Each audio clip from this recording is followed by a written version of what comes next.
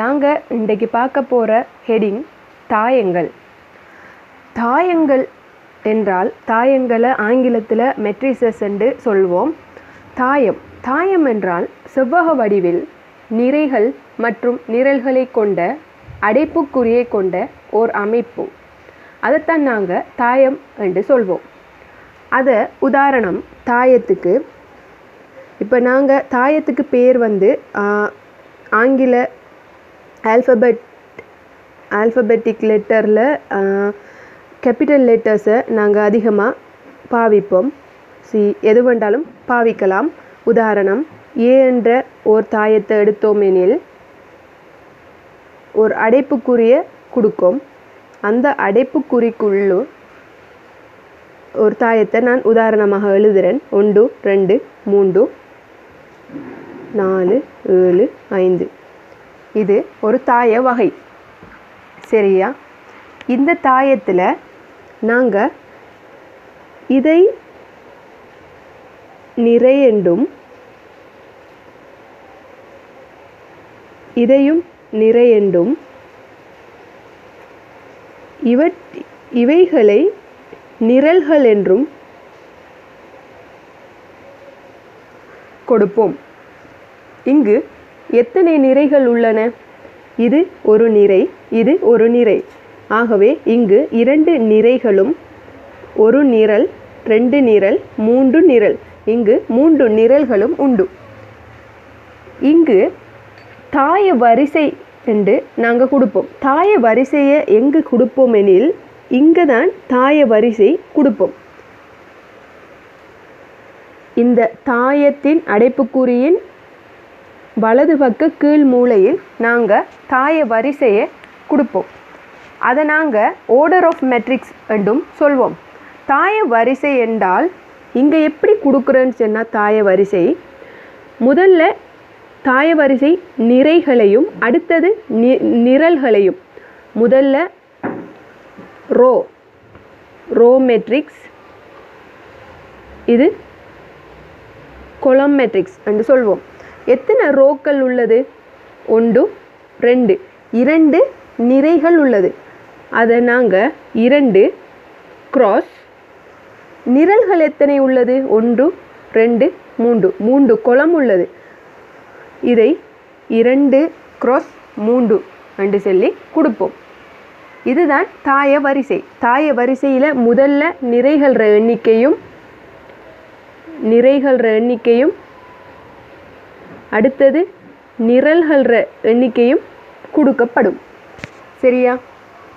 உதாரணத்துக்கு இன்னொரு தாயத்தை பார்த்தோம் என்றால், பி என்ற ஒரு தாயத்தில் 1 4 5 இப்படி ஒரு தாயத்தை நாம் எடுத்தால் இந்த தாயத்தினுடைய தாய வரிசையை நாங்கள் பார்ப்போம். தாய வரிசை இங்கு எத்தனை நிறைகள் உள்ளது? ஒரு நிறை, 2 நிறை, 3 நிறைகள் உள்ளது. முதலில் நாங்கள் நிறைகளைத்தான் கொடுப்போம். 3 நிறைகள் கிராஸ். நிரல்கள் எத்தனை உள்ளது? ஒரு நிரல்கள் மாத்திரமே உள்ளது. 3 கிராஸ் 1. இதுதான் தாயத்தின் அடிப்படை விடயம். தாயத்தின் பொது வடிவம் எடுத்துக்கொண்டால், ஏ என்ற ஓர் தாயத்தை எடுத்துக்கொண்டால் அதை நாங்கள் பொது வடிவம் எப்படி கொடுப்போம் எனில், உதாரணம், A11 A12 A13 A14 up to A1 எண்ணாம் தாயம் வரைக்கும் போகும். இப்போ கவனிங்க, இந்த A11 என்றதில் இந்த 11 என்று கொடுக்கறது முதல் வார 1 நிறையையும் ரோவையும் இரண்டாவது 1 கொலத்தையும் குறிக்கும். கவனிங்க, இது ஒரு நிறை தானே, இது முதலாவது நிறை. அதனால் எல்லா மூலகங்களுக்கும் 1 தான் காணப்படுது. ஏன்? ஒரு நிறை முதலாவது நிறை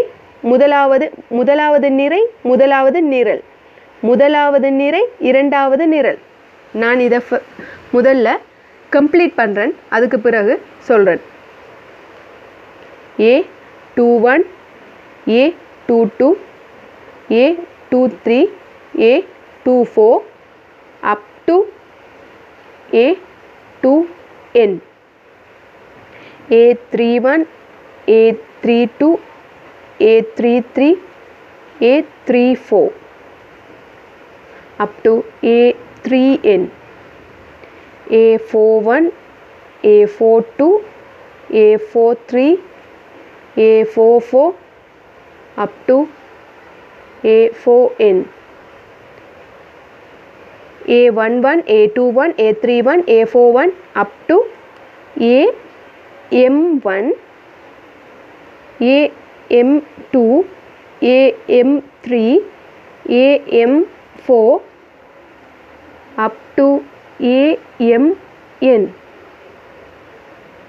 இங்கு நாம் அடைப்பை முழுமையாக்குவோம்.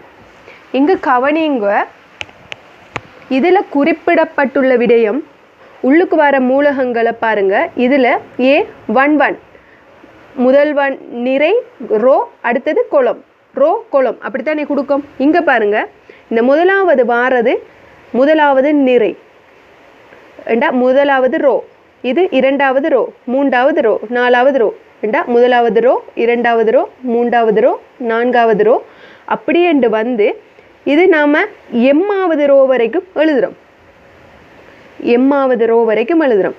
ஆனால் முதலாவது ரோவை எடுத்துக்கொண்டால் முதலாவது ரோவில் முதலாவது கொலம் இது, முதலாவது ரோவில் இரண்டாவது கொலம் இது, முதலாவது ரோவில் மூன்றாவது கொலம் இது அப்படி என்று முதலாவது ரோவில் உள்ள எண்ணாவது கொலம் வரைக்கும் நாங்கள் இங்கே கொடுக்கோம். அதே போல் இரண்டாவது ரோவில் முதலாவது, இரண்டாவது, மூன்றாவது, நான்காவது அப்படியோ போய் எண்ணாவது கொலம் வரைக்கும் கொடுக்கும். இங்கே பாருங்கள், மொத்தம் எத்தனை ரோக்கள் உள்ளது? ஒரு ரோ, ரெண்டு ரோ, மூன்று ரோ, நாலு ரோ அப்படி என்று எம் ரோக்கள் உள்ளது. எம் நிறைகள் உள்ளது. எம் நிறை முதல்ல நாங்கள் தாய வரிசையை கொடுக்கும்போது நிறைகளைத்தானே கொடுக்கணும். அப்போ நிறை வந்து எம் நிறை கிராஸ் எத்தனை கொலம்கள் நிரல்கள் உள்ளதுன்னு பார்ப்போம். முதலாவது நிரல், ரெண்டாவது நிரல், மூன்றாவது நிரல் அப்படியோ போய் எண்ணாவது நிரல் வரைக்கும் உள்ளது. ஆகவே எம் கிராஸ் என் இதுதான் இந்த தாய வடிவத்தின் தாய வரிசை. இதை நாங்கள் சிறிய வடிவில் கொடுப்போமாயிருந்தால்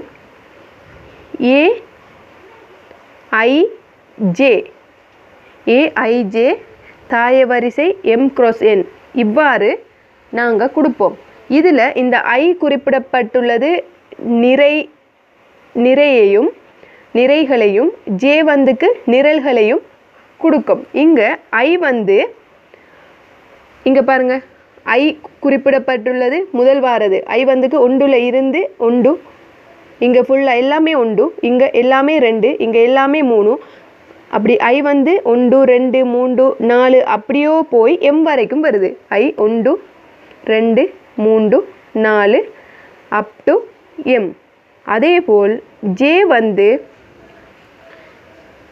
ஜே இது தானே ரெண்டாவது வார நம்பர் தானே, ஒன்று, ரெண்டு, மூணு, நாலு அப்படியோ போய் என் வரைக்கும் வருது.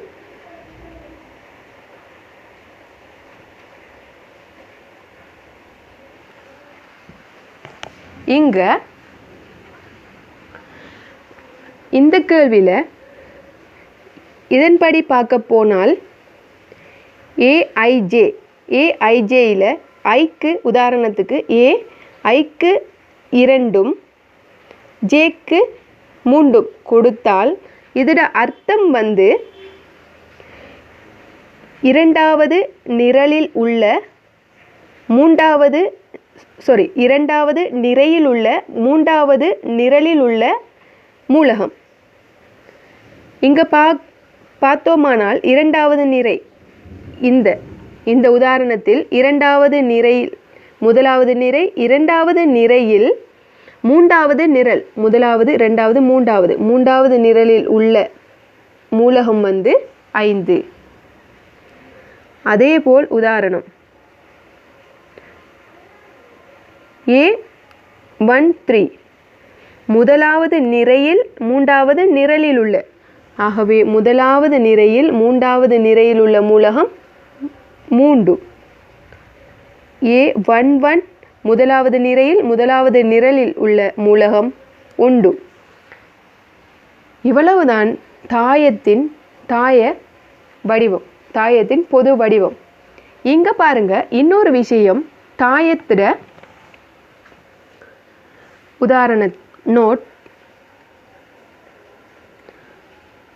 ஒரு தாயத்தை எடுத்தோமானால் தாயத்தில் உள்ள மூலகம் A, B, C, D, E, F, G, H, I. இப்படி ஒரு தாயத்தை எடுத்து கொண்டோமா இருந்தால் இதில்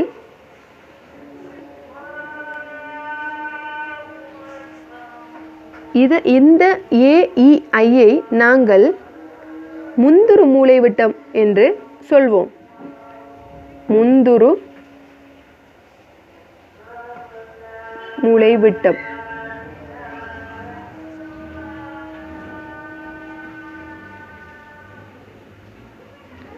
அதேபோல் இந்த மூலைவிட்டத்தை துணை மூலைவிட்டம் என்று கருதுவோம். ஆனால் பொதுவாக தாயத்தில் நாங்கள் கவனிக்கும் மூலைவிட்டம், குறிப்பிடும் அடிக்கடி கதைக்கும் மூலைவிட்டம் இந்த முந்துரு மூலைவிட்டம். நாங்கள் தாய வகைகளில் நிறைய தாய வகைகள் உள்ளது. அதில் மூலைவிட்ட தாயம் என்று நாங்கள் பார்ப்போம். அதில் மூலைவிட்டம் என்று கருதுறது இந்த மூலைவிட்டம். இந்த முந்துரு மூலைவிட்டத்தை வைத்துத்தான் தாயங்கள் இனிமேல் நாங்கள் படிப்போம். சரியா? இனி நாங்கள் அடுத்தது இப்போ தாயத்தின் பொது வடிவம் பார்த்துட்டோம். தாயம் என்றா என்ன, தாயம் எப்படி இருக்கும், நிறைகள், நிரல்கள், தாய வரிசை அவ்வளவும் நாங்கள் பார்த்துட்டோம்.